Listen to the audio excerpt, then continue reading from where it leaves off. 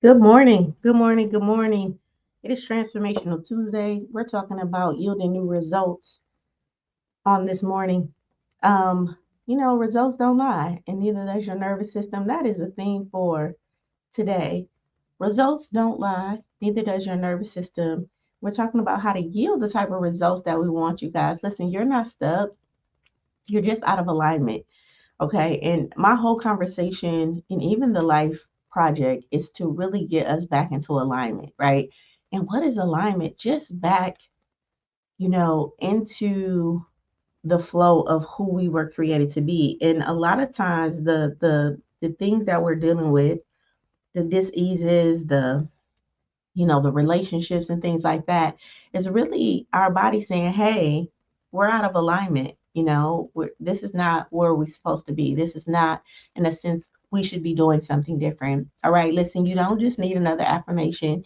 You actually need alignment because while your words can say that you're healed, right, your nervous system still is bracing for survival because it understands that you are not and you're not in an aligned state. Okay, so results don't lie, and neither does your nervous system. So this need to control, this need to um, this fear, right?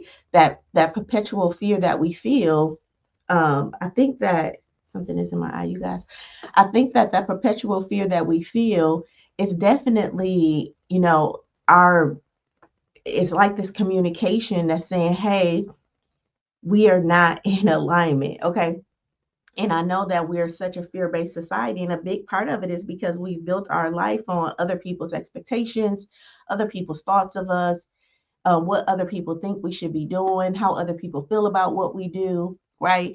And that just pulls us away from our space. And if you remember, space is what? A spiritual pattern that's authentically creating energy, or a specific pattern that's authentically creating energy, and everyone has their own space, right? And when you can sit and find that space, I truly believe that you will start experiencing, flow. Now, in that flow, is there ebbs and waves and, things that, emotions that you have to digest, thoughts that you have to process, emotions that you have to, face and things like that.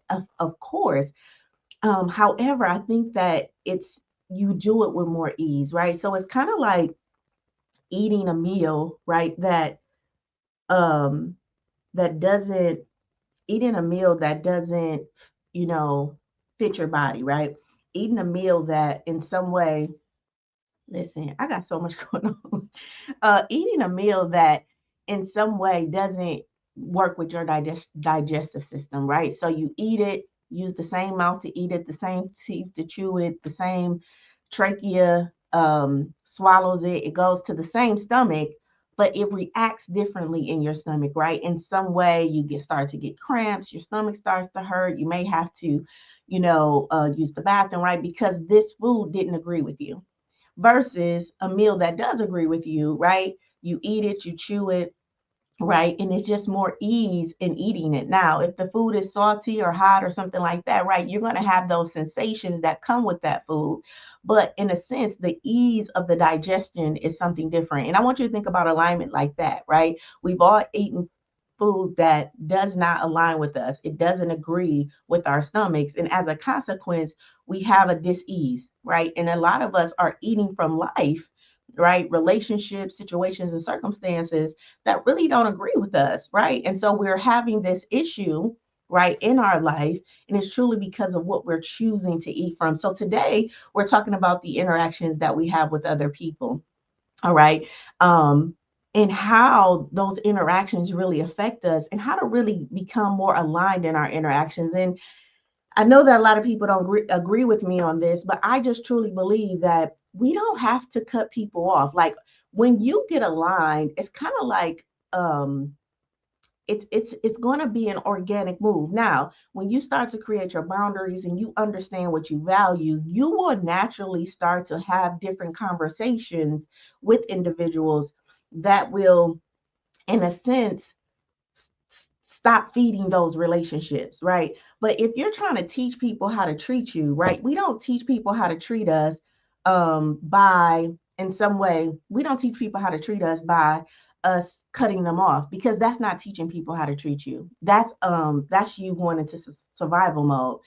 It's in the doing, right? It's in us reestablishing our boundaries. It's in us communicating our needs, right? And then if that person says, I can meet that need, or I don't want to meet that need. Okay.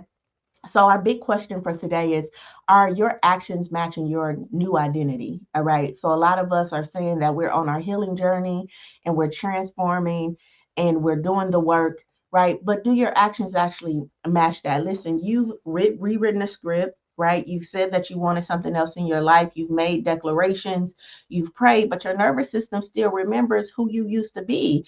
And that is the relationship that we're working on. So this week is not about blame, it's more about alignment, because peace doesn't come from what you post, it comes from how you live, okay? It doesn't come from what you say, it doesn't come from, posting inspirational things. It doesn't come from that, you guys. It doesn't even come from, and I know we think this, right? It doesn't even come from exciting other people, right? Through our thrills in our life, right? It really comes from how you live. So, um, I really think that we have to even redefine what peace means for each individual. All right. So good morning, big little brother.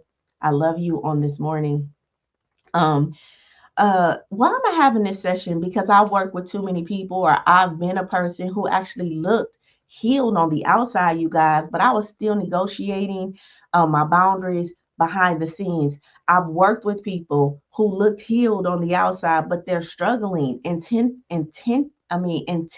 on the inside. And I know what it's like to really pray for peace, but plan from fear. That's a misalignment. Like, it's not even that in alignment you don't feel fear. I just think in alignment you feel it and you're able to move. But out of alignment, it's like fear is like, yeah, if you do that thing, life is going to crash. Like it's just kind of louder. Okay. So I know what it's like, and I've worked with people who pray for peace but plans for fear, right? So this lesson is really about living in the alignment that you keep speaking over your life daily. All right. So here's my disclaimer. This is a wake up call. Okay. Not a shaming lesson. All right. And I definitely want your ears to be soft, because a lot of this stuff may seem a little judgmental, but it's not, right? It's not a shame session or a shame lesson. It's truly just a lesson to really get you to understand that you don't need to be perfect. Okay. What you need to do is get honest about your habits. We need to get honest about our patterns, and we need to get honest about the people that you've outgrown. All right. And start living like you are really a healed person. Okay. One of the things that you have to go through in physical therapy is the pain. Okay, so if you broke your leg or something like that, like there's a moment where the leg is not fully healed, but in physical therapy, they get you to walk on it, right? They get you to move it, because when you start to heal, there's something called um, tissue. What is that called? It's called scar tissue, right? And they don't want the scar tissue to, in a sense, start to form, because if the tissue form, then it will affect your range of motion. All right. So they're moving this leg, they're moving this arm, right, to really break up this scar tissue in the process of you healing, because they don't want that to be stuck like that. So if your hand is in some way cast or whatever, when they take that cast off, right, you go to a physical therapist, and the physical therapist starts to move it and starts to really help you again with your range of motion. So a lot of times in life, we're, in a sense, we're moving and we're doing and we're acting healed, right? So that we can, in a sense, move the scar tissue, or don't allow like the pain to sit, or don't allow us to be, in a sense, shaped by or stuck in, right, this situation or circumstance that has affected us. If that makes sense, put a Put a heart in the chat for me, because I do feel like a lot of us, things happen and then we get so scared that we don't even want to move, or we don't even want to engage, or we don't even want to interact because we're scared that this thing may happen again. And I say a big part of the work that I do is getting people to move again, right? Move their mind, move their words, move their energy, move their emotions, to really break up, in a sense, this scar tissue that has had you stuck in a certain place, and you feel like that pain is going to be so unbearable that you just don't want to that you don't even move forward. And the truth is, it is going to hurt, right? But we still have to move it so you can get more flexibility in your life. Okay, so you can get more flexibility in your life. So good morning. It is Transformational Tuesday. Okay, it's Transformational Tuesday, and we're talking about yielding to new results today. So this is your time, no pressure, just your presence. I want to welcome you back to Project Life and Life Lessons. If you're new here, I'm Dr. Sheila Little, the creator of Stop It Now Method, and emotional and business strategist, and a life coach. Okay, and a life coach. And I'm excited to bring this series of rewriting your story and really talking about how to yield these new results, because it's going to really push you back to who you are, the be in you, right? The being person, so that you can really start to do things differently. So ultimately, you can have the life that you desire and deserve. Okay. All right. So, welcome to Project Life. Project Life is where we turn theory into practice. So, welcome back. I want you to drop a word in the chat. Let me know how you're feeling on this morning. I'm feeling good this morning. My systems are running a little slower this morning. So, but we're on. We're on this morning. Let's start our body scan. Um, yeah, let's start our body scan. uh, uh, Imagining that sun, right? We're focused on kindness on this morning. So I want you to imagine that sun, right, above you and just pouring down in you. And like a glass of water, if you are pouring a pitcher of water into a glass, right, it starts to fill up from the bottom. So we're going to feel that kindness fill up from our feet, up our legs, okay, up our thighs, um, up our torso, right? Really that kindness going to every organ, right? That's in our torso, right? Up our heart space, just filling our hearts with kindness and compassion on this morning. It's pouring down our arms, so we feel it on our fingers first, right? Just kind of filling up our fingers, activating our hands, coming up our arms, right? Our muscles, right? Just kind of supporting our muscles with kindness, just loving on ourselves, right? In this moment, up our neck, right? Really comforting our throat chakra, up our face, our mouth, our nose, softening our ears on this morning, so we can hear this lesson a little different. All right. As a objective view, right? It's kind of like you're witnessing it, right? A lot of times when we can hear stuff from like a third party perspective, we can receive it a little more versus if it was directly towards you, right? So we're just listening, right? As if we're as if we're eavesdropping on a conversation, right? On this morning, up and activating our brains on this morning. And then as a glass would overflow, right? We're going to overflow ourselves with kindness today. So as that is coming over our heads, we just feel that just kind of rinse over our bodies and just kind of cleansing us on this morning. Okay. And then we're going to take that deep breath and just breathe in and breathe out. Now, a little secret that I want you guys to know: if you ever find yourself in an anxious situation or angry or anything like that, a good thing to do, and this is just a daily practice if you want this, is to breathe in for 4, right? And breathe out for 8. All right. So in a sense, you're gonna breathe in 1, 2, 3, 4, and then you're gonna breathe out 8. 1, 2, 3, 4, 5, 6, 7, 8, right? And what this does is it resets the nervous system, right? And what you're teaching the nervous system is to release more than we take in. And a lot of us, we breathe in and we hold, right? And we breathe out very shallowly, if that's a word, right? So our outward breaths are shallow, so we take in more and then we breathe out less. And so a good practice to do is to breathe out consciously more than we're breathing in. And that is like helping the nervous system to say, oh, we can release. All right, we can release this anger, we can release these emotions, right? We don't have to, in a sense, hold on to them because remember, the breath is something that is very precious to us. And then once we start to do that, our body will start to regulate and start to release a lot, right? And we can do that 8 to 10 times in the morning. And then at the end of the day, do that again where we're breathing in 4, breathing out 8. Um, just to let the body know that, hey, we can release the day, right? And it's a way that we're communicating to the body to release. So yeah, breathe in and breathe out. Okay. So, who is this session for today? This session is for you if you say that you've changed, but your actions still shrink around other people's comfort, right? If you've been declaring healing, but you keep making survival based decisions. And if you're craving peace, but your calendar keeps betraying your nervous system. All right. So, how is today's session going to really align with the interactions of others, right? Because that's what our focus is on today. Listen, your nervous system shows up in relationships first. All right. Before you set boundaries, your nervous system has already decided, am I safe? To be honest here, right? Can I hold my no without being punished? Do I have to shrink in this space to stay accepted? So if you're declaring healing, but you're still people pleasing, over accommodating, embracing before those conversations, you haven't yet started to really yield new results. All right.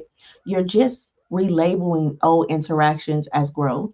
So the lesson here is that if your behaviors towards others still rooted in fear, you haven't yet started to yield, right, peace, right? And I know that this is a big part of life. And this is why I say, you know, that being a life coach, working with individuals on their love of self first, so that they can become an advocate, right? So that you can become an advocate for who you are, because you're going to have to stand your ground. All right. And you're going to have to, in a sense, like advocate for you. Right. And when you start to love you, right, it's kind of like you advocating for your child that you love. And it's kind of like you advocating for your spouse that you love or your mate or your mom, right? So when you start to love you in that way, then it'll be easier for you to go through those uncomfortable emotions when it's time to interact with other people, because that is really when the nervous system gets triggered the most. How do they feel about me? What are they going to think, right? Am I still in survival?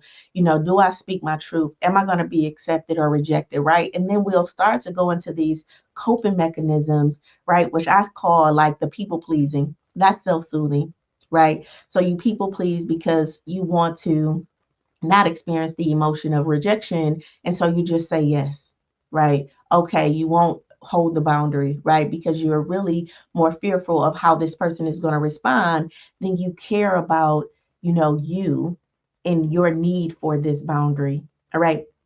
And so, if your behavior towards individuals is still rooted in fear, then you haven't yet yielded the peace that you want. And you know this, okay? And you know this. So, a big part of this project is to really help you to understand how to love yourself, right? Especially in those coaching labs. And that's why I say, I'm glad that you guys come on and listen to the life lessons every day, but I hope you're doing the work. Like, I hope you're meeting with a therapist and talking about, hey, in this life lesson, this came up and I want to talk about it, or you have a coach, or you want to register for like the Project Life so that you can have a container to really talk about these things and really explore how they fit you. Number two, how this lesson is about interactions is that you can't walk in a new identity with old relationship dynamics. All right. If your identity says that I'm healed, I'm whole, and I'm worthy, but your interactions actions say I tolerate disrespect, I perform for love, and I shrink to stay included, guess what? Your nervous system doesn't believe your new story yet. All right. All right. So in every interaction becomes a rehearsal of who you used to be instead of an embodiment of who you're becoming. I kind of talked about this yesterday when I said that, hey, I have family in town And I'm a product of these three ladies, right? My mom, my grandma, and my aunt, right? And the person I was, you know, pre pre me walking away from my life in 35, right? And the person I am now is different, right? And and so the person that I was pre that, definitely was the yes. Okay, I felt that I owed my grandmother something. I felt like I owed my auntie, something. I felt like, because my mom just really didn't want kids at the time, I felt like I needed to perform to get her to see that I was this good daughter and that she should love me because I am a good daughter. So I was proving to her how good of a daughter I was, right? And so a lot of it was very much performative, and that I owed my grandmother and my auntie something.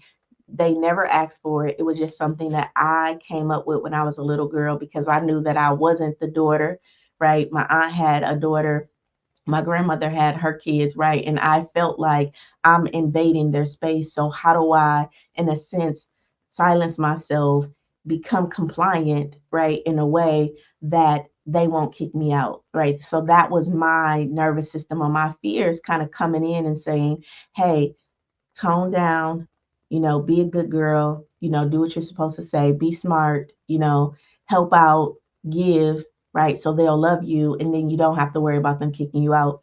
So I developed that with my aunt and my with my grandmother, and then with my mom, it was just like this. I'm going to prove to her that, that I'm worth her having, that I wasn't this mistake.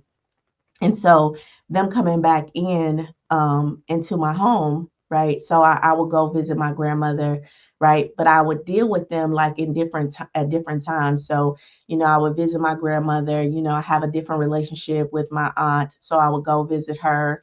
Sometimes it would be me and my aunt, at my grandmother's house, but it's like my uncles and my cousins and all of that there. And then I deal with my mom separately.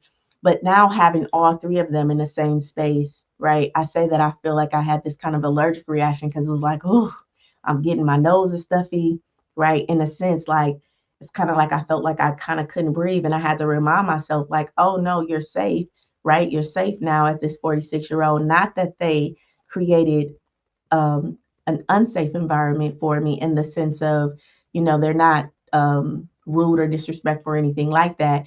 The safety was you're safe to be you. Like you don't have to perform, you don't have to say yes to every one of their requests, right? You can live in your authentic truth. You can share your expectations, right? You don't have to run to save them, not even that they're even asking for that, but that is what comes up in me. Okay, Granny, do you need anything? Auntie, do you need anything? Okay, yes, Mama, right? So it's in the sense that I want to show them how much I appreciate them. I want to, and that is what caused my burnout in the first place, me just doing all of this stuff. So again, in so when we think about this new identity, we can't really walk into a new identity with old relationship dynamics. And in a sense, we have to be willing to see that, right, when it comes up, right? And I was very aware of it over this last week, like, oh, you still have, that is coming up for you, but we don't have to respond to that. So really sitting and breathing and calming myself down. And I want to be very clear, this is not a request from them. Like they're not requesting, Sheila, come do this stuff. It is my brain saying, hey, this is how I need to perform for these individuals who, in a sense, saved my life. And that is an old story from a victim and unwanted individual who didn't feel like I was enough. And today, I very much know that I'm enough. So, how do I show up in this grown woman and really experience my grandmother, right? And experience my aunt and experiencing my mom from this grown woman place, all right? Good morning, Dale. Good morning.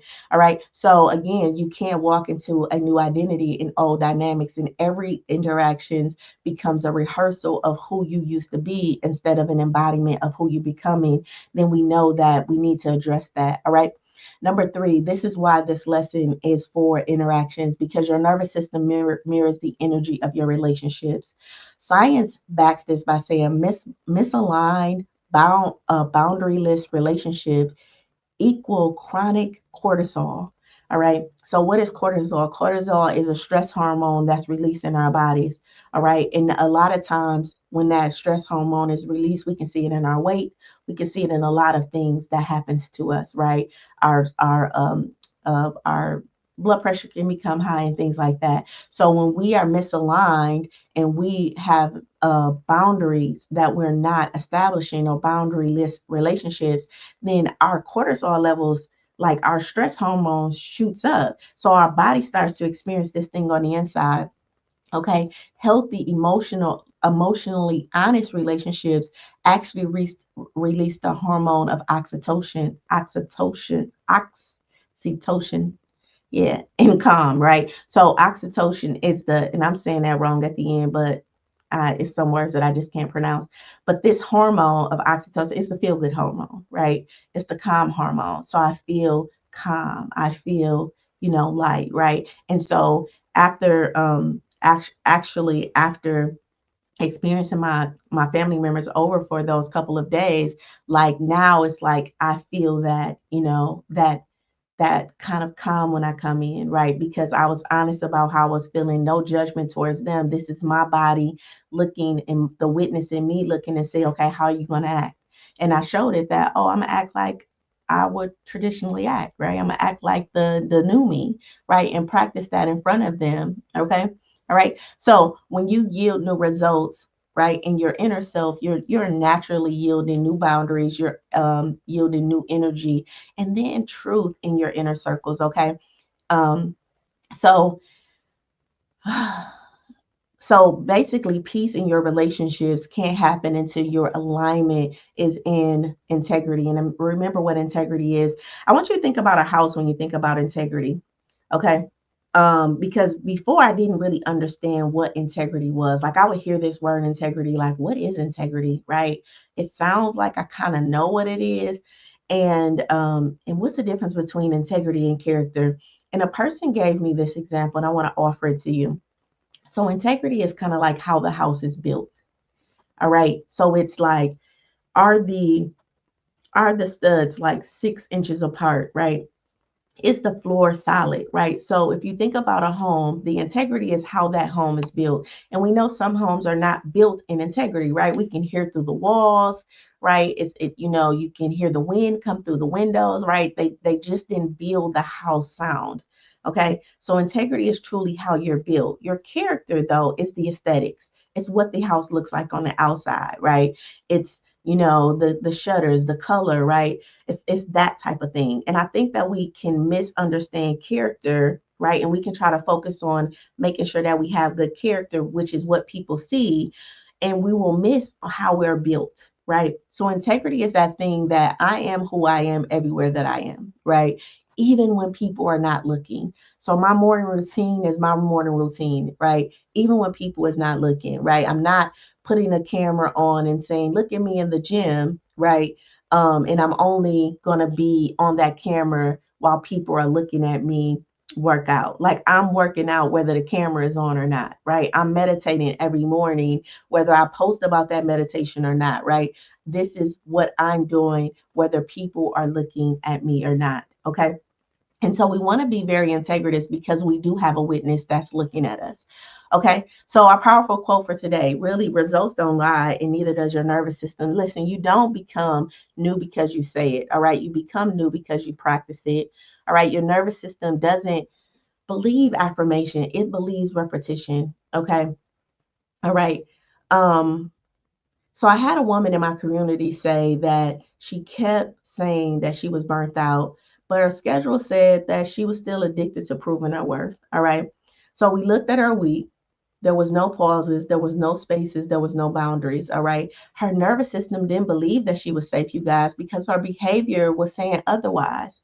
All right. I had another member say, I affirm my worthiness every day, but still entertain emotionally unavailable people. How many of us, right, have been in that space, right, where we affirm our own worth, but we will still engage with emotionally unavailable people? And that was the work, right? Not just saying that you're healed, but believing it, right? But believing it.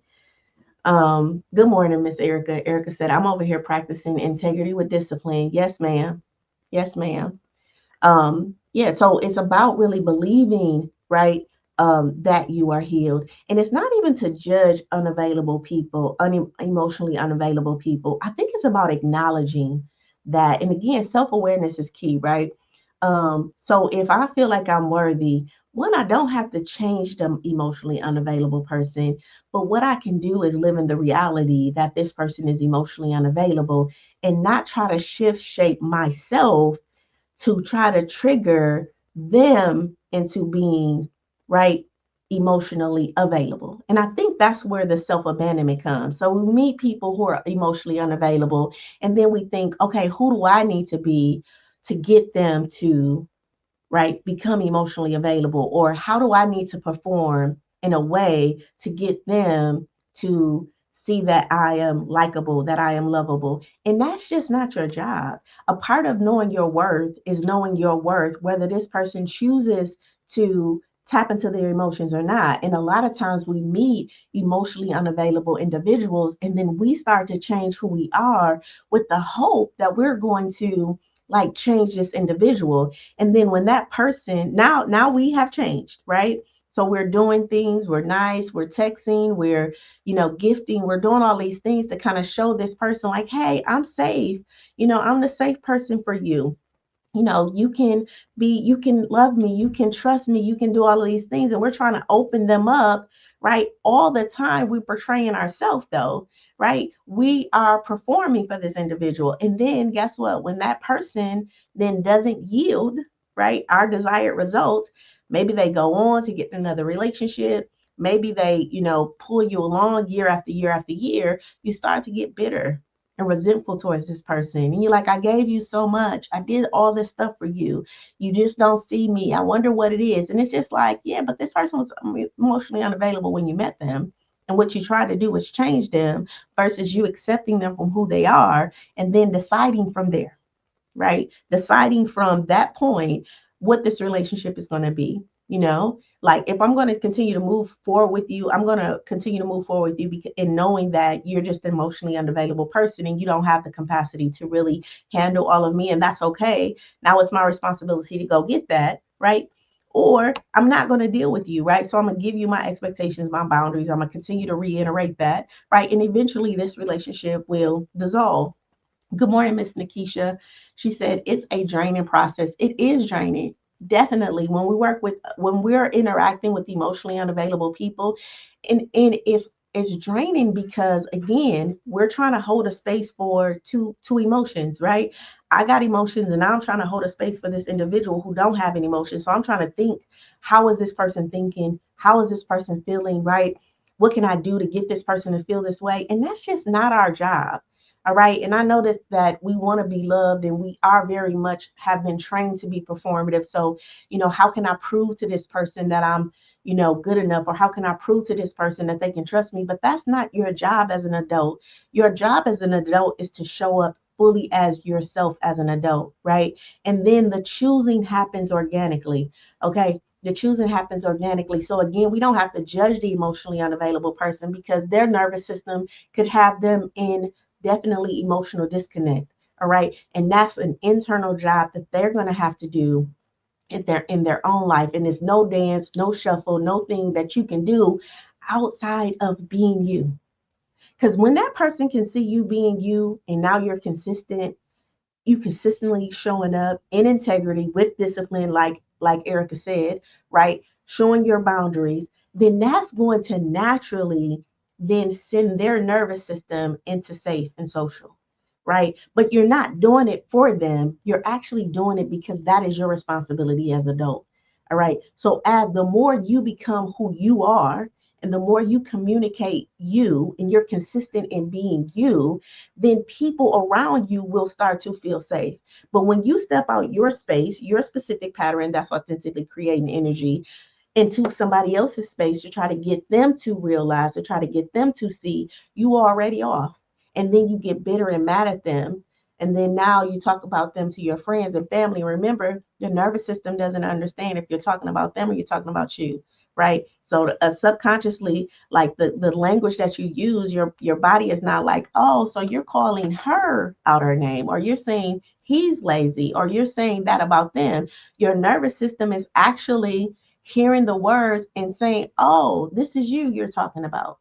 And we have to realize that we are reflections of one another. All right. And so when we talk about other people, your mind doesn't know, oh, you're talking about Sally. Okay, that doesn't apply to us. And that's why the judgments, and even in the Bible, when it talks about judgments and stuff, we have to be mindful of the judgments we put on other people, or even the desires that we have for other people. Oh, I hope this happened to them, or oh, they gonna pay this. Listen, your mind don't know you talking about that person. And 9 times out of 10, you end up running into that same thing that you wished on someone else, because you created that experience in your body, and it has to play itself out. And so we want to be mindful in these interactions when we're working with emotionally unavailable people, when we're working with people who don't have our capacity. How are we going to manage that within ourselves, right? We don't have to judge them, but this is a situation where we learn our boundaries and we step away. And that's the emotion, right? That's the part of us that I was talking about, that scar tissue. That's the breaking of the scar tissue, right? Now we got to learn how to be more flexible and accepting. And a big part of accepting them is accepting the parts of you, because honestly, if you have had any trauma in your life, there are aspects of you that are emotionally unavailable. All right. And if the right man showed up, or the right job showed up, or the right amount of money showed up for you right now, and you're in survival mode, you're going to feel a level of nervousness. You're going to feel a level of anxiety, and a level of like, am I ready for this? Right? Am I good enough for this? Right? So we all have a part of us that's emotionally unavailable. That's a tie to our wounds. Right? And so we learn how to be wise, and we learn how to manage that. We don't get to say how other people get to do that. Our job as an adult is to manage that for ourselves. Good morning, Shantae. She said, good morning, family. Today is my first time tapping in. What a timely conversation. Thank you, ma'am. Thank you, ma'am. So here's our mirror moment for today. I want you to take a breath. No defense, right? Just your awareness. All right. I want you to ask yourself, what results are you seeing that doesn't match what you say? All right. You say peace, but you live in urgency. You say freedom, but you're overcommitted out of fear, right? You say that you're healing, but you keep choosing what feels familiar to you. Listen, we don't have to judge that, right? We just want to become aware of, is what I'm experiencing in my words, are they congruent? All right. And remember, I said, if the goal is to get to 10 in life, right? We acknowledge we're at 2. So it's not to jump from 2 to 10, right? It's really to jump from 2 to 3, right? 3, from 3 to 4, from 4 to 5, where we start to feel, in 4 of my experiences, I had peace, right? When I used to only have peace in one of my experiences, right? And then in 5 of my experiences, right? And the goal is always to get to 10, but we may not get there, but we want to stretch ourselves, right? In 5 of my experiences, I felt freedom. I don't want to jump from 5 to 10. I want to jump from 5 to 6. Okay. Right. And in 7 of my interactions, I felt healing, right? So we're not jumping from 7 to 10, we're going to jump from 7 to 8. All right. And we do that. And that's how we give ourselves grace, because remember, it's 2 steps forward, 1 step back. And as you start to move forward and build these boundaries, there's going to be some pushback where you find yourself emotional, where you find yourself overwhelmed. And this is okay. That's just the nervous system saying, hey, are we safe? And that's the dance that we do in life. All right.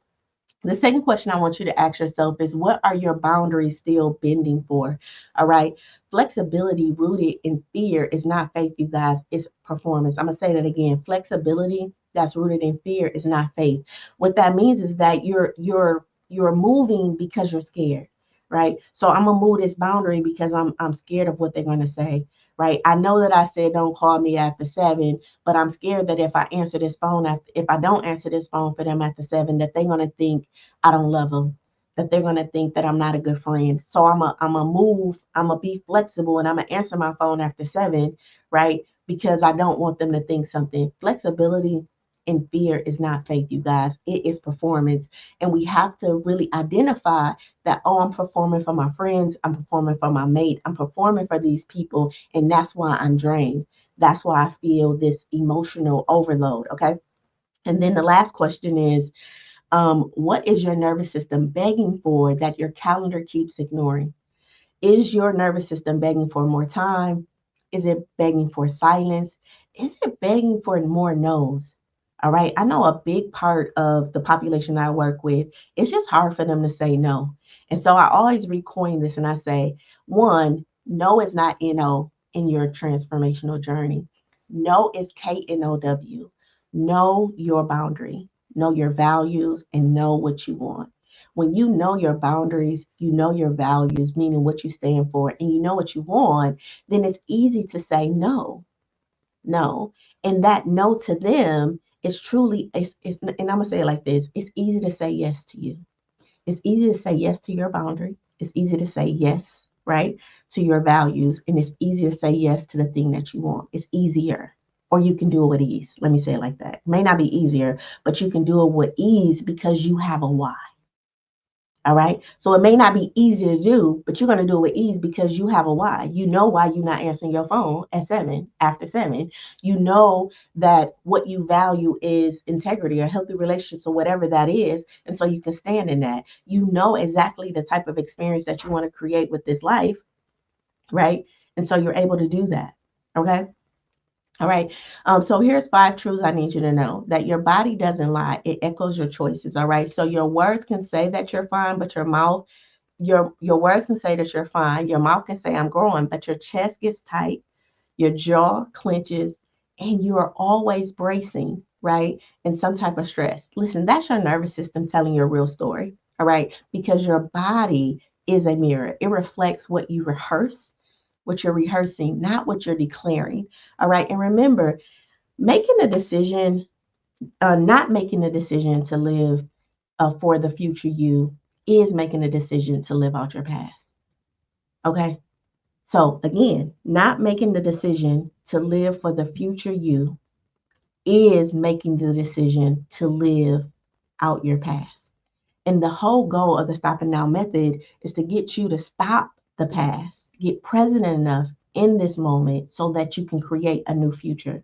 All right. So every experience that you've had before today has brought you to today. And if you're sitting there and you're thinking, I need a new, I need a new experience, well, then we have to start to integrate and allow new information, new language, and new thoughts to come in. Okay. All right. So your body is in survival mode. It's not broken though. All right. So your body is still in survival mode. And if you still responding to behaviors that contradict what you say, then you only saying, yep, you can stay in survival mode because we're not safe yet. Okay. All right. Number 2, your nervous system peace requires behavioral alignment. So nervous system peace requires behavioral alignment. Listen, you can't regulate your nervous system while living in relationships, in rhythms, and in responsibilities that keep you in emotional chaos. Listen, I was the coin chick for saying I live in control chaos. I was like, I call myself Olivia Pope, right? Like I will create the problem only to fix the problem. And I was creating problems for myself, staying all up all night to fix the problem and then felt accomplished. But it was like a hamster wheel, right? It was a hamster wheel because I would like not do the thing that I was supposed to do, right? And now I got all this drama like, oh, my schoolwork is due, my report is due tomorrow, right? It's due, let's just say Monday. My report is due Friday. Like I got all this stuff I need to do. So I'm creating all this chaos and all this emotion, right? I don't do it. I don't do it. I push it off. I push it off Thursday night, right? Now I feel overwhelmed and kind of snapping at the kids, right? Snapping at my boyfriend at the time, right? Like, I got to get this work done. Y'all get out of my room. Shut up. Like, but I created this problem, right?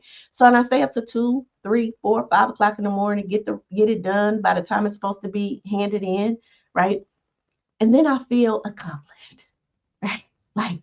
Like, oh, we got it in. But then guess what happened? As soon as I get it in, I review it and I'm like, if I had more time, I could have done this.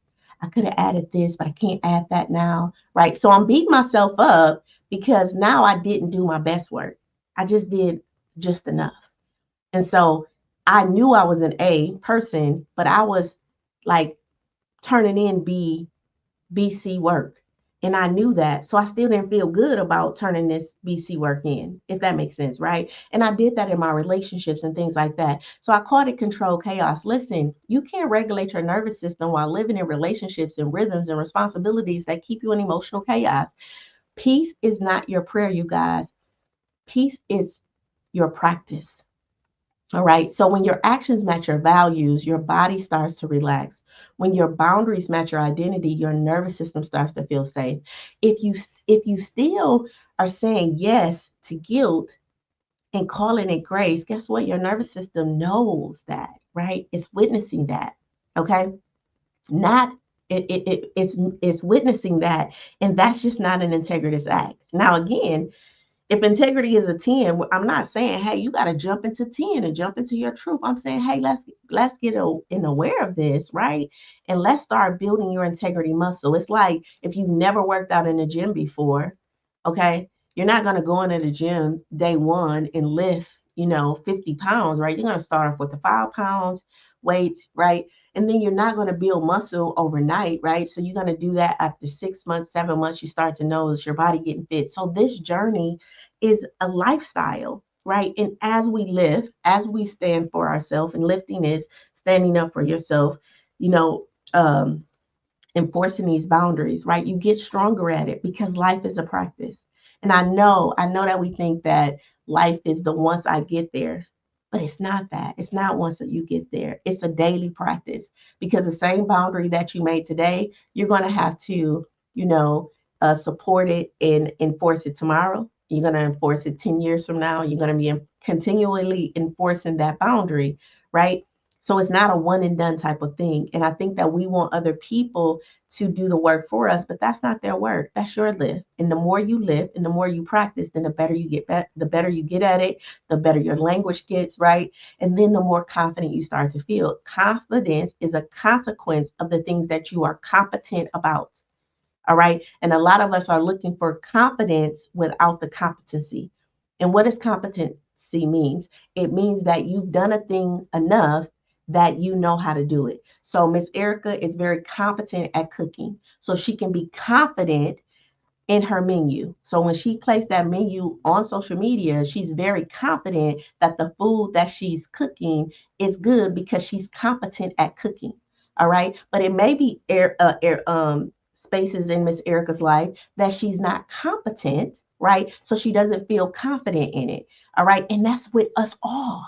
So we can have confidence in certain areas of our life, and we cannot have confidence in other areas of our life. And I think that we think that confidence is just like this broad stroke, like I'm a confident person.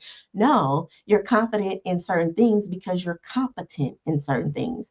And a lot of us are very competent in our professional lives and the things that we do, and we're not very competent in being an adult human being. And I mean, a lot of us are competent in our professional lives, yeah, and the things that we do as a profession, but we're not competent as our person in our person and who this person God created us to be. So we're not confident in a lot of the personal areas of our life, in our self-worth, in our boundaries and things like that, because we have to practice that. And the more we do that, then the more confident we become. All right. All right. If that makes sense. Put a heart in the chat for me. All right. Again, you can't heal what you keep rehearsing. So you can't speak wholeness while performing brokenness. The script might sound familiar, but if you want a different view or a different result, you need to rehearse something different. All right. So you need a different ritual. All right.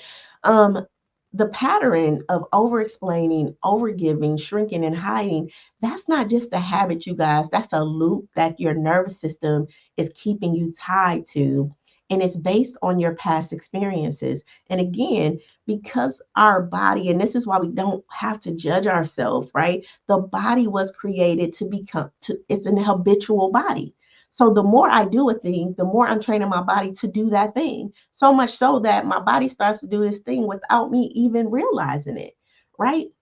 And so the pattern of overgiving and over explaining and shrinking and hiding, that's going to be your default until you create a new default. We don't have to judge it, but once I'm aware of it, like, oh, I over explained that. And it's times today that I will over explain something, right? Because it's an area that's new to me, right? And so I'm feeling like this angst, and I'll walk away like, oh, yeah, you over explained that, right? But it's okay, right? Now I'm aware of that. And it's like, that's an area I need to kind of fix, right? Because I gave too much. All right. When we overgive and we over explain and we shrink and we hide, these are not just habits, they're loops. Again, and because your body is habitual and it's looped and it's patterned, it's like insert new pattern here. And you keep inserting a new pattern, right? To me, it's like a playlist. All right. So if you have 5 songs on your playlist, think about you're going to hear one of those songs 1 to 5 times, right? So every fifth song, you're going to hear that one song, right? But when you start to add new songs on your playlist, so let's say you get up to 100 songs, right? Now you want to hear that song once every 1/100th time, right? So you're not going to hear it as much because you have put on 95 new songs, right? So now that one song has to, instead of looping through 5 songs, it has to loop through 95 songs before it gets back to that. Now just say that you add 500 songs. So now it's like, oh, this one song now has to loop between 499 songs before you hear it again, right? So inserting new beliefs is like that. It's like you're adding new songs to the playlist. It doesn't take this song away though, right? That over explaining, that over giving, that shrinking, that hiding, it's going to be there, but it's going to happen less because you've added new habits and new behaviors. Does that make sense? And so when we can give ourselves grace and say, okay, I see that I loop these 5 behaviors. Okay. I loop over these 4 behaviors. I loop, I'm going to say 5. I loop over explaining, over giving, shrinking, hiding, and people pleasing, right? Those are my 5 behaviors. Now I'm a loop a boundary, right? And maybe there's 10 boundaries, right? I'm experience one of those 5 things less. And that's our work. And our work for the rest of your life is just to keep updating, right, the program so that you experience that less and less and less. But it's not that you're never going to experience it again, right? It's not that you're never going to experience anxiety or depressive days or sad feelings. It's just that you're going to feel those less because you're giving yourself things that are more fulfilling and aligned. All right. Okay. Because in healing can't live in a loop. And because healing doesn't live in a loop, right? It is an ascension process. We add, we add, we add, we add. And as we're adding, right, we're getting this distance and we're ascending. And I gave the analogy before about like the stairway to heaven. Because eventually, right, you get you ascend so much in your healing process that you look down, right? And then you see the full picture, right? It's kind of like an airplane. You know how you go up on an airplane and this house that was once bigger than you, now it becomes smaller. And then you see like the landscape of the yard and you see like everything from like a bird's eye view. Healing is like that. It gives you a bird's eye view. And the more you heal, the more you look back at your life or look down on your life and you're like, oh, it all makes sense. I see the pattern now, right? Does that make sense? And then we land down and back into it, right? And we dance with it, and then we go ascend back up, and then we land back down. And that's the ebb and flow of life. All right. Number 4, saying I'm different means nothing if your boundaries haven't changed, right? Your boundaries is the receipt, you guys. If you say that you're healed, but you're still letting people run through your peace unchecked, that's not growth. That's language without alignment. All right. Real change gets louder in behaviors, than in conversations.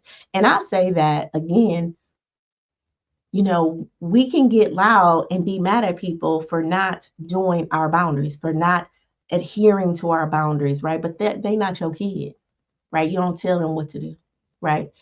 Right? They're not your kid. So we don't tell people what to do. We offer, right? We offer a suggestion, right? And then they can take it or not. But whether they take it or not, you still adhere to your boundary. All right. And then sit in that uncomfortable feeling, that judgment of, oh, you weird or you this or whatever. Okay. They can feel how they want to feel. Let them. All right. But you know why you're establishing this boundary. And that's why you have to know why the boundary is there. All right. So again, if you say that you're healed, but you're still letting people run through your peace unchecked, that's not growth, you guys. That's language without alignment. And real change gets louder in behaviors than in conversation. So you don't need a new quote, you guys. You just need to learn how to really draw the line in the sand. All right. And then last but not least, self trust isn't just a vibe, you guys. It's a pattern, right? It's a pattern. It's a lifestyle.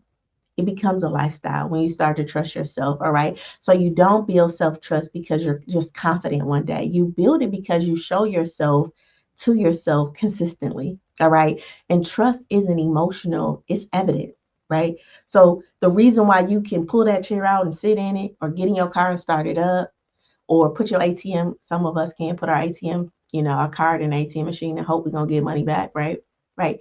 It's confidence. It's confidence. All right. And so trust is not emotional. And I think that we make trust emotional, and it's not, it's evidence. All right. And so when we're looking for people to trust us and we're looking for trust in other individuals, what are you looking for evidence of? Where have you displayed this before? Right? And here's the thing, when people show you who they are, believe them. Be confident that that's the type of person they are until they show you something different. And when you have demonstrated who you are, believe it, right? Believe it. And if you want to change it, then do something about it, right? But we don't have to judge it. All right. Listen, when your nervous system sees you say no, and mean it, when they see you honor your rest, when they see you keep your word to yourself and stop negotiating with the red flags or the green flags or the judgments of other people, guess what? That's how you start to build self trust. It's not always about the energy that you bring. It's about the integrity that you continue to repeat over and over and over again. And then eventually you'll start to feel what's coming up in my spirit is good in the skin that you're in. You'll start to feel great in the skin that you're in, right?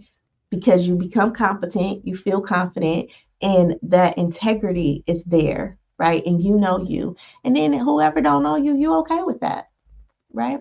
Right? Listen, these 5 truths are not just meant to make you question your growth, but they're meant to really help you root your growth into something real, you guys, because this time you're not just saying that you're different, right? You're living like you truly are. All right, like you truly are. Listen, you don't become new by just saying it.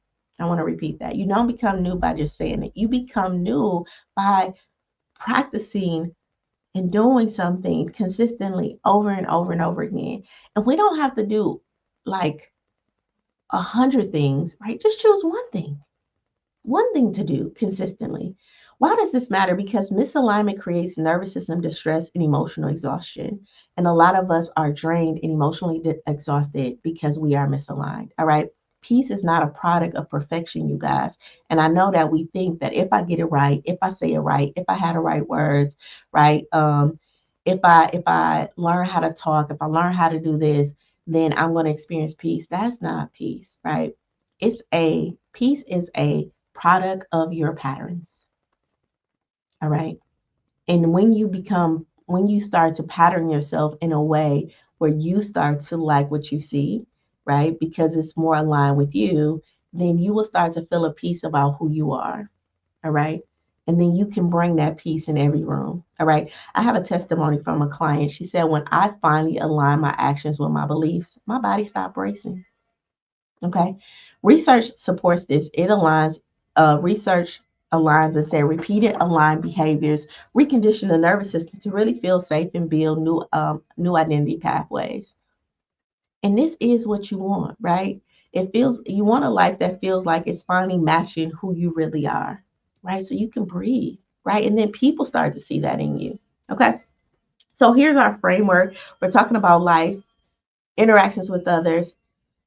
So I want you to know that identity reinforces your behaviors. Listen, you build beliefs through what you practice.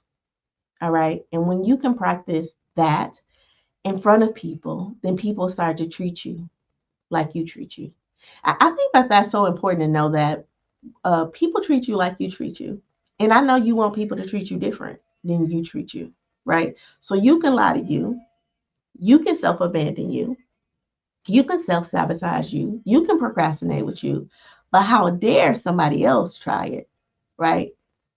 In a sense, you're offended, right? But why are you offended? They're only treating you how you treat you. But see, what you think is that they don't know what's going on in your head, right? They don't know that you procrastinate. They don't know that you talk to yourself a certain way. They don't know that you self abandon, right? They don't know those things about you. So you feel like that's your little secret. And then you put this face on or you perform for them and you're thinking that they're going to respond to the performing face, right? But what you don't know is they have a witness too. They have a nervous system too that goes beyond just our physical presence, right? It's that pit of your stomach that you get. It's like the nervous systems are speaking to each other, like, oh, you in survival, I'm in survival too. Oh, I can't trust you. Yep, nope, you can't trust me. It's like they're having their own conversation, right? And then we have this conversation that's happening with our emotions and our pheromones, right? So this cortisol level is like being expressed in your body and you can't smell it, but the intelligence of that person's body can smell it. And now a narrative is shaping up in your mind about them, a narrative is shaping up in their mind about you, right? Because and that's why we don't want to perform, because life is not just physical, right? But you think you showing up, you look sharp, you sound good, you smell good, right? But you abandon yourself or you're doubting yourself, and that pheromone is happening, the nervous system is happening, all of that's still communicating on your behalf. But the more aligned you can be, right? The more aligned you can be, then the more that communicates to aspects of that individual, right? You don't have to say nothing. You ever saw a person that just show up, right? And you can see that, right? You can feel their presence, right? You feel safe in their presence, right? Because they have an alignment. All right. Number two, misalignment leads to nervous system distress. Again, emotional chaos often means that you're living out of sync with your own truth. Okay. You may be living somebody's truth, but it's not yours. All right. Results reflect rehearsed roles, not random habits. So your life reveals actually your patterns. So the life that you're living right now is based on the patterns that you have lived. The relationships that you're in right now is based on the patterns, the things that you say, the things that you have said yes to. Okay. Even when you didn't want it, right? Because life is not really asking you what don't you want. All right. It doesn't understand that. It just knows your behaviors and your emotions. All right. Saying I love myself means nothing, right? If you keep tolerating disrespect. All right. Self love requires, in a sense, boundaries. And so when we start to interact with others, right, then we start to enforce those boundaries. Now, I would take this further and say, saying I love myself, right, and tolerating disrespect. Tolerating disrespect is when we don't voice our opinion. Again, we can't control other people. Some people are just disrespectful. Their tone, their approach, their cadence, they just rough. They cuss, you know, but if you don't say, hey, that makes me uncomfortable, hey, don't talk like that, or I get it that you talk like that, just know that when you talk like that, like, it's, to me, it's just, it's a little extra, right? I have a certain response emotionally when you say those words, right? If we don't stand up and advocate for us, and that person may be like, oh, you sensitive, oh, you this, oh, you that. And it's like, okay, I'm just letting you know. And you do that every time. Like, oh, there you go cussing again. I already told you about the cussing thing, right? And they like, oh, you want some stuff. I don't gotta change because you want me to change. No, I ain't telling you to change. I'm just telling you how that makes me feel. Like you can choose to change or not, right? And the more you advocate for yourself, you'll notice that person at about the 10th, 12th time they cuss, they're like, oh, my bad. I know you don't like that, right? And then it's like this kind of feeling that you get on the inside, like, yeah, I don't, right? But they probably say it comical at first, like, oh, let me not say it like that because you sensitive.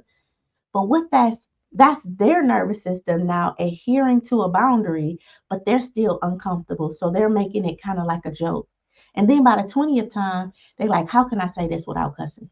You know, or oh my bad, right? But that's because you have communicated, right, how you feel in that environment. You didn't try to change them, you didn't judge them, but you communicated like, hey, I really don't like that, you know, or, we got to find a different way to communicate that, right? All right. Number five, affirmations must become action. So your nervous system learns from repetition, not just reciting. So I know a lot of us are reciting affirmations, but we need to start acting on them, especially in our relationships. You can't heal what you still normalize. So tolerating dysfunction cancels transformation. Again, that's why we have to start to speak up for ourselves, right? Not to change them, but to really allow our nervous system to witness that, hey, I am a supporter and an advocate for you. All right. Number seven, a regulated body can coexist with self betrayal. So people pleasing is emotionally, it's like you emotionally abandoning yourself, right? So again, it's self-soothing. So instead of me feeling this feeling, I'm going to people please for you because I don't want to feel rejection. But that can be a form of kind of self-harm though, right? You're harming yourself to in a sense not harm someone else, right? You're making someone else comfortable in a sense by making yourself uncomfortable. And again, I know that's a learned behavior, right? And sometimes it happens so fast that you're not even aware of it, but we have to slow down and become aware of those things. Every yes from fear teaches your body that it's not safe. So alignment creates safety, right? So every yes that you say out of fear, we're not going to judge it, but just know that every time you say yes to someone else, you're saying no to yourself, and your body is saying, okay, I'm not safe, right? And the safety is not, again, like a gun to your head safety. A safety in your nervous system is like, I'm not safe to change. We're not safe to grow. We're safe shrinking. We're safe here in this behavior. So let's keep doing this because the environment is not safe enough for us to really grow and expand. And so you're praying and you're praying and you're journaling and you're journaling and and you're going to church and you're doing all of these things and you're wondering like, why can't I grow? And it's like, because every time it's time for you to advocate, stand up for yourself, you either spiritually bypass it by saying, okay, I'm gonna pray about it, or you say something like, I just don't like conflict, and then we'll say something like, God don't like confusion, or we'll put some passage there to really in a sense, give ourselves permission to not advocate for ourselves. And I think if there's one thing that, the Messiah came to do, and one thing that the Messiah demonstrated, or any person, the Messiah, Buddha, or whatever, is that, stand for yourself, right? In a sense, he stood for his what he felt was his he stood for what he felt he was called to do, no matter what anybody said, right? Oh, you're not the savior, you're not the son of man, And he like, yeah, I am in the face of adversity. Okay. All right. Um, number number nine, what you do daily becomes what your nervous system believes. So again, behavior rewires your belief. So I use that word rituals. We have to start creating rituals. And we can start with a small ritual, like in the morning, saying thank you, right? Or taking those breaths in and out, right? So these are rituals that we do, right? As we're drinking coffee, we can say, allow this to cleanse my body. As you're drinking water, you're doing this kind of imaging. But these are rituals. And I wanted to say that this is a ritual. This has nothing to do with religion, all right? But it's a ritual because it's something you do no matter what, right? And it's you're doing it with intent. So when you get present, right, you are doing a ritual because there's an intent in this behavior. I'm breathing in for 4 and out for 8 because I intend for my body to release more than it's taking in. All right. And I make that a ritual every morning because I want to train my nervous system to release more than it takes in. And I do that every night as a ritual because I want my body to know that we don't have to take on today. We can let go more of today than what we consumed. All right. And so it becomes a ritual because I'm doing it no matter what. And I have an intention behind it. All right. And so when we can do things in intent, we can actually rewire our nervous system faster, right? We can bring more emotion to that and we can make an imprint faster because now we don't, first we make our habits and then our habits make us. And when we can make habits that align in what we want, then we can start experiencing different things. Okay. And then last but not least, you don't become new, you practice new. All right. Becoming is a lifestyle, you guys. And if it's anything that I want you guys to know that healing is a lifestyle because you're going to be healing for the rest of your life. All right. Because people going to come in and hurt you. Your husband going to hurt you. Your kids going to hurt you. That coworker at work going to hurt you. You are not above of being hurt. All right. So it's going to be things that you're going to heal from, conversations you're going to heal from, situations that happen in society that you're going to have to continue to heal from. Healing is not like a one and done thing. It is a constant thing. Okay. So it's a lifestyle, right? Something can happen in our community today that you got to heal from. All right. That you weren't even planning on. Something can happen in your relationship with your kid or your mate that you have to heal from. So healing is not just this little kid that was traumatized when you were little. All right. Healing is a daily walk that we do because we have to heal from things, not just from our past, but even in the present moment. It's things that's happening that wound us, that affect us. Okay. And so it's not a one and done thing, it's a lifestyle. So you don't become new, you practice new every day. All right. You got to practice it. Right. It's just not like, oh, I'm new, I'm here. No, no. You wake up just like you wash your face, you got to brush your teeth because you got plaque on your teeth, right? You got to wash that plaque off. Life brings plaque that you got to wash off every day. It's the healing process. Life brings on baggage. You got to wash that baggage off. Just like you get in a tub and you wash your bodies off, you have to have certain practices and rituals that you are healing every day. So even this whole idea is like, I got to heal from my past. Some of us don't even got to heal from our past because we just experienced something on yesterday that affected us that has nothing to do with your past. But guess what your mind will do? Your mind will blame it on your past.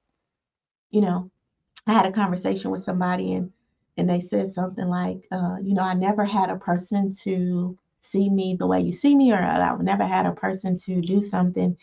And I had to like encourage them, like, hey, I know that you probably never have did that, but even you experiencing this new relationship with me, it's bringing up lack in your past. And we don't really want to bring up the lack in your past. How about we say it like this? I'm going to offer you this. I am so glad that I get to experience a person that gets to see me. I am so glad that I'm finally in a space where I can communicate my needs and a person hears my needs, right? But we don't have to say like, oh, I've never had a person really hear my needs, or I never had a person, because when you say that, you're actually just solidifying that story and that pattern, and you're not affirming this thing that you've been praying for, is which is a person who understands you and sees you. Okay. And that's why it's a lifestyle. All right. So let's go into our, if that makes sense, if our like framework makes sense, put a heart in the chat for me as we move to our biblical wisdom on today. I'm sorry to keep you guys so long on today, but and if you need to go off and come back to the replays, you can. But our biblical wisdom for the day, we said this yesterday, but it's James 1 and 22. Be doers of the word and not hearers only. Again, the interpretation of this is God doesn't bless performance, he honors alignment, right? That isn't it's not about appearing healed. It's about living a healed life, right? And making it a part of our daily walk. So again, be doers of the word and not hearers only, deceiving yourselves. That's James 1 and 22. So the scripture is not about performance. It's actually about alignment, you guys. Listen, God, the God in us, right? The God that's in us isn't asking for perfect. Okay. The witness that's in us is not like, hey, I need you to be perfect. All right. It's saying, or so it's not saying that it's asking us to be perfect, or even a spiritual image of management. What this entity is saying, this witness, God that was is in us, is saying, can I see your actions? Can I see in your actions what I reveal to your spirit, right? So that discernment that come up, can you lift that for me? That gut that's saying, hey, I'm uncomfortable. Can I see in your actions that you let that fully blossom? That you let that out? Listen, you can shout all the affirmations, you can journal all the healing mantras, but if your life, meaning your choices, your relationships, and your patterns, are still rehearsing the old you are not walking in true healing, you guys. You are dressing up what I call dis-ease or dysfunction or this limits condition and calling it deliverance. We are spiritually bypassing so much in our community. We go to church and like, I'm gonna pray about it, but you're going to sleep and you can't really sleep, right? And then you're trying to figure out how to not reveal the thing that you're scared for people. It's just like it's so much. And it's like your witness is like, hey, we don't gotta reveal it to them, but can I at least see you acknowledge your sadness? Can I see you acknowledge your dis-ease? Can I see you acknowledge that, hey, I probably should have had a boundary there without the guilt, but with some compassion and some love, right? Can I see you treat you the way you treated your friend? Can I see you treat you the way you treated the coworker? Can I see you treat you the way you treated that bum on the street corner? Why can I see you treat everybody else with kindness, respect, with love, but I never can witness you doing that to yourself? Because when we in our heads, it's like, I'm not enough, I'm so stupid, I'm so dumb, right? Why do I have to witness this of you when I can see you dance for everybody else, but then on the inside, you're falling and you're a wreck? Listen, that's not a hill walk, okay? And we're calling it deliverance because everybody else can see our performance, but you're not really delivered. All right, so this scripture is about living out loud, not just talking about it. All right, so it's not just we don't just nod in church, right? We walk it out at the table, we walk it out in our inbox, we walk it out in our mirrors, we walk it out in our interactions with other people, right? We walk it out in our relationships, and the main relationship we walk this out in is our relationship with me, with you, yourself, and you, right? Right. And here's the thing, we don't have to like bear our truth to the world. This is not at all what this is. And I think that we feel convicted and we'll say, I'm convicted, so I need to go tell my truth. And it's like, well, be convicted and just honor and do your work and ask for your forgiveness. And then if there's a time that you need to bear that truth, bear it. But I think that we have not even caught up with our own level of dis-ease. And that's the first step. Neuroscience actually supports this verse by saying the brain learns identity through repeated action, not information. All right. So your nervous system believes what you rehearse.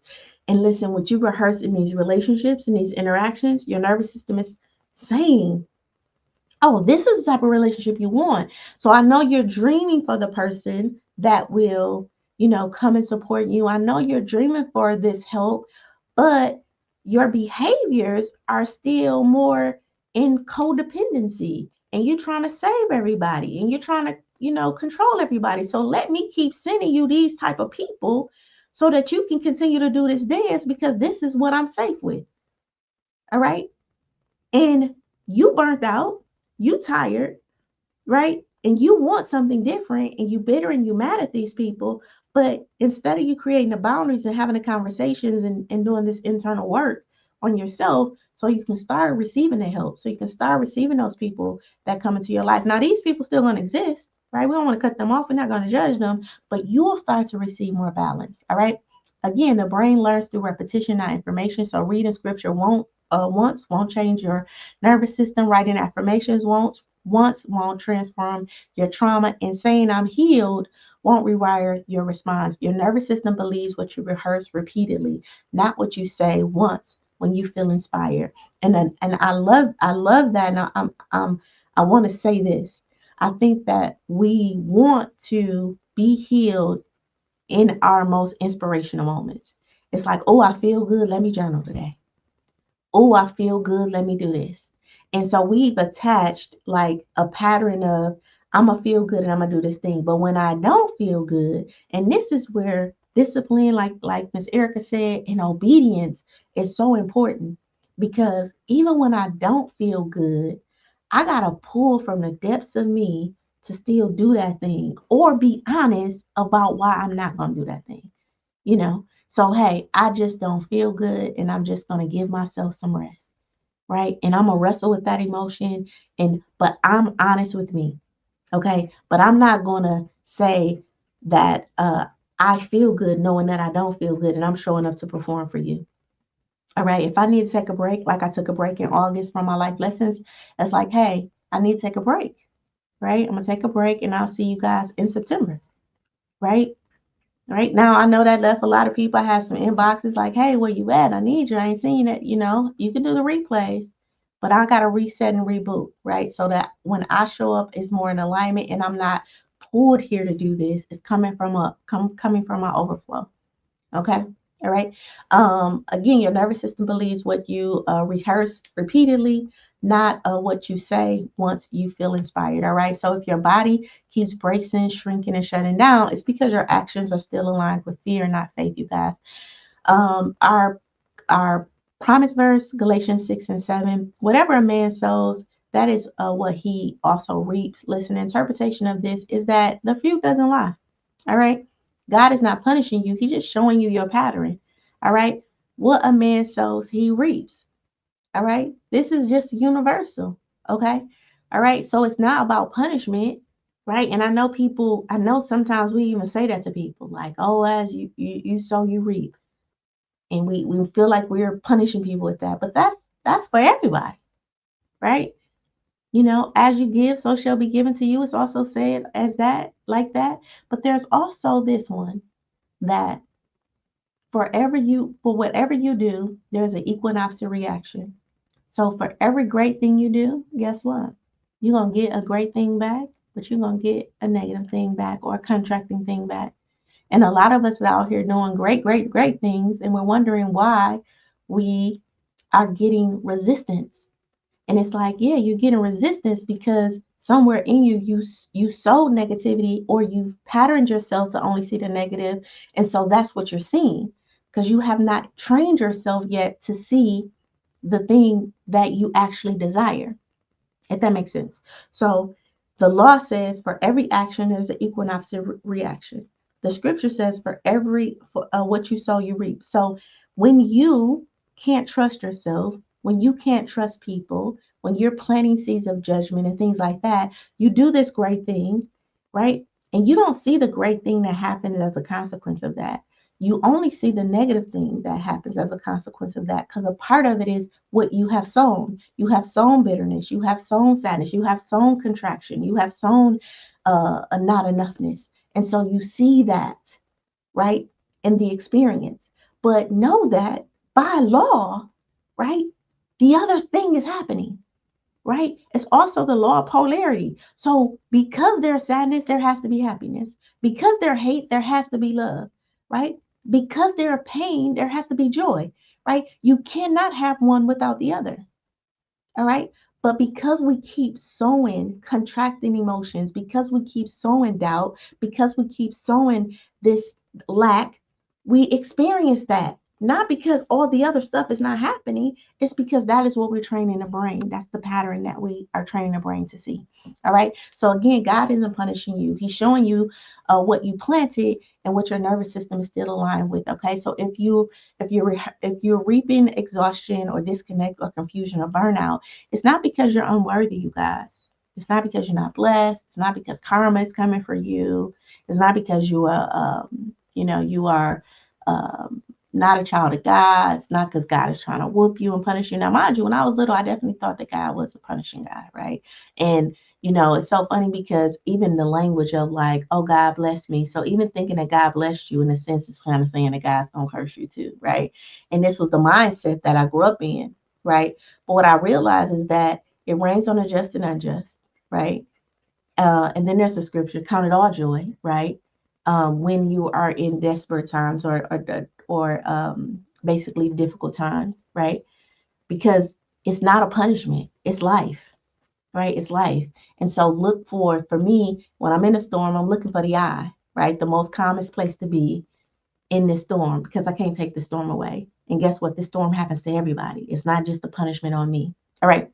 So again, if you're reaping exhaustion, disconnect, confusion, and burnout, it's not because you're unworthy, you guys. It's because the soil or your system is still receiving seeds of fear. You're still planting seeds of guilt, and you're still planting seeds of hustle. And your language and your behaviors are watering those seeds, and you're still getting those harvests. So this verse actually invites you to pause and ask yourself: Am I planting peace, or am I planting proving? Am I sowing from trust, or am I sowing from trauma? All right. God is not petty. All right. God is not petty. Right. He is pattern sensitive. He designed you. He designed your body to be an habit maker. But that habit was for you to have ease.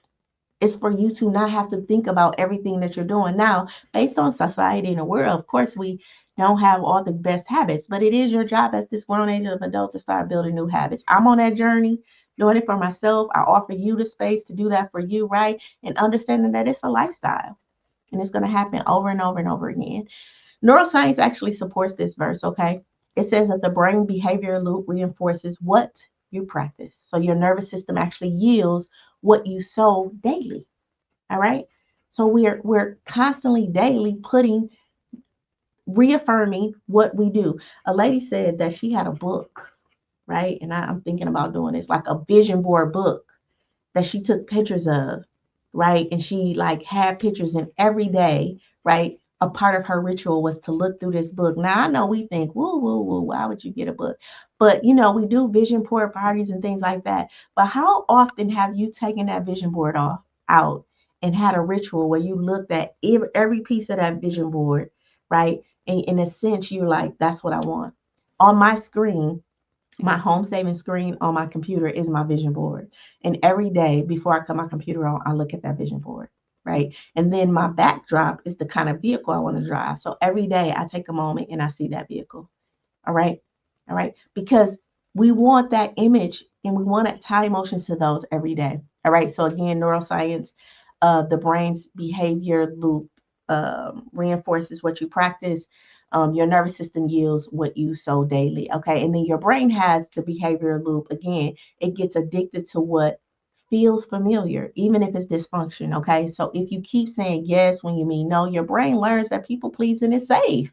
We can do this, right? Because you keep teaching me that this is what we do. All right. If you stay in chaos and call it grace, your nervous system will expect anxiety to be your new normal. All right. Which is why some of us can walk around anxious and having anxiety or blood pressure. We don't even know because we've normalized it. But when it first happened, you were very aware that your blood pressure was high. When that anxiety first happened, you were very aware that you was anxious, right? But then you normalized it, right? And then if you rehearse boundaries, um, and still break them and wonder why you don't trust yourself, it's because your nervous system is reaping what you keep sowing emotionally and behaviorally. Listen, the loop doesn't lie, and neither does your body. All right, neither does your body. So my takeaway is that this isn't about perfection. It's about just building a different agreement, all right, with yourself so that you can have different interactions with others. Listen, God doesn't move because you quote scriptures, all right? He moves because your behaviors match who you are becoming and who you desire to become. So this is where scripture meets science and faith meets function. All right. So my question to you is, what are you currently reaping, and what does it reveal about who you have been rehearsing? All right. All right. So let's put this into practice. I want you to identify one area in your life where behaviors don't match your beliefs. I want you to choose one small action this week to bring it into alignment. And then we're going to breathe, we're going to repeat, and let that become your new normal. Your journal prompt: if I trusted my healing, I would what? And then your affirmation: I practice peace, I protect alignment, and I walk in my truth. All right. And then your intention for today or this week, I act like I believe in myself. All right. Because when you start acting like you believe in you, then other people start believing in you. All right. But first, you got to act like it. You got to do it, do it, do it. Then your witness, that part of you is going to see that. Then you're going to start to believe it, and then other people start to believe it. All right. And then your bonus challenge: say no. Say one aligned no today without explaining. All right, without explaining. I had that call, that challenge, and that charge. I'm calling them asking, what truth are you walking away with today? All right, what area will bring you into alignment? All right, and go act like your nervous system deserves peace, because it really does. It really does deserve peace, you guys. In closing, you don't become new by quoting change. Okay, you become new by practicing peace like it's the standard. All right. Remember, I told you about this expectation thing? So we want to practice truth like it's the standard. It's not a reward. And sometimes we will act like truth is a reward. Like, okay, well, you deserve my truth, right? Like we're rewarding somebody with this. But should be the standard.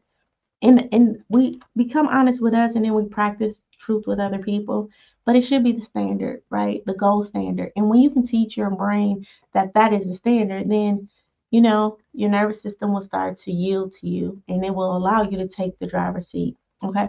And that's when you live in social, and that's when you really start to experience heaven on earth, and you can see your relationships change even with the same people. And I have to keep saying with the same people. right? Some of them will dissolve, but some of them will stay, all right? And you will elevate their life and inspire them to be different. And maybe that was your assignment, okay? So join me tomorrow when I'm talking about stop shrinking to fit into a version of you that has expired. Okay, we're naming guilt, fear, and pressure, and the pressure to play down your growth. Okay, I want you to remember this though. Out of all things, I want you to remember that if you could shape it in your mind, you can have it in your life. And if you haven't already, go visit that SheilaLittle.com/life, and see if the growth membership is something that you want to do for yourself. If not in 2025, hopefully put it on your vision board for 2026. Listen, I love you. I love you. I love you. And I will see you tomorrow for that life lesson. Till later.